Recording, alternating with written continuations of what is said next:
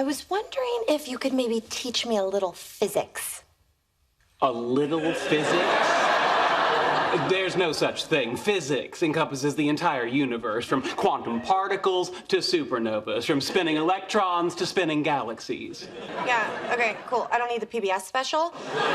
Did you ever feel that it stereotyped people in physics or engineering? Oh, absolutely. For sure. Yeah, like just the whole awkwardness, all of them are awkward in every aspect. And like Raj couldn't speak to women for a while. Exactly, and that's not how it is. Like you have the introverts and the extroverts in the physics and astronomy or engineering department, and you just have to play with those personalities. And in the Big Bang Theory, it's really kind of only one personality, and that's the nerd.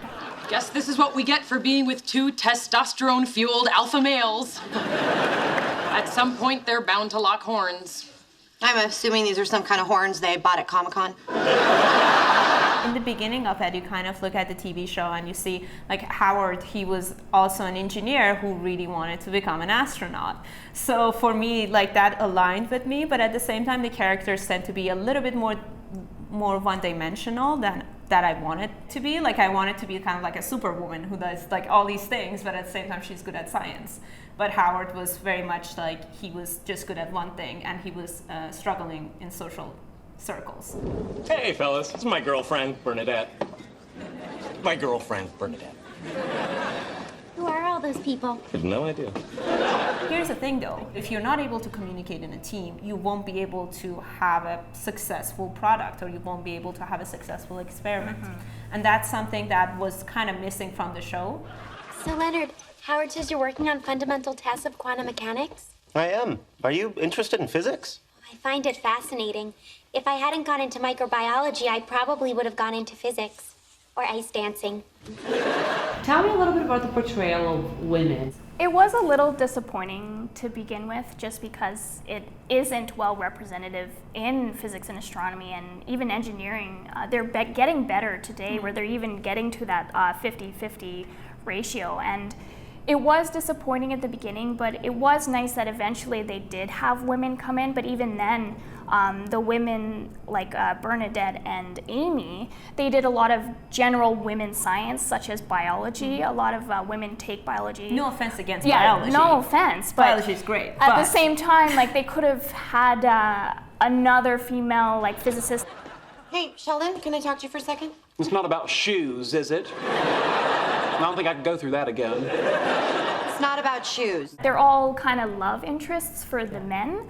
And if they were to portray, like, a female scientist on her own, that would be great representation of what it actually is. Actually, my tests of the Aronoff bomb quantum interference effect have reached an interesting point. Right now, we're testing the phase shift due to an electric potential. That's amazing. Yes, Leonard's work is nearly as amazing as third graders growing lima beans and wet paper towels.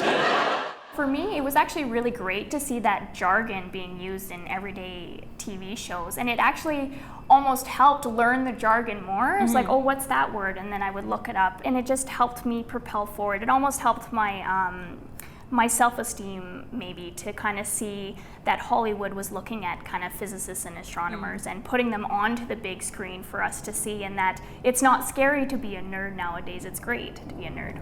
Yeah. I guess watching the show kind of made me realize that, you know, it's cool if I explore some of those things. You know, and it's cool if I show the nerdy or the geeky side a little bit more. You see, there's a growing belief among scientists like me that ours may only be one among many universes populating a gigantic cosmos. In the Hidden Reality, I explore this possibility without presuming any knowledge of mathematics or physics on the part of the reader. Hysterical. Now, I'm glad you talked me into this. We work so hard. Sometimes it's nice to goof off and do something silly. I will be a little sad that there isn't something that is so focused on physics and astronomy or engineering in such a pop culture role, but at the same time, hopefully the finale will be really great, and hopefully we'll go out with a big bang. Nice, I like that.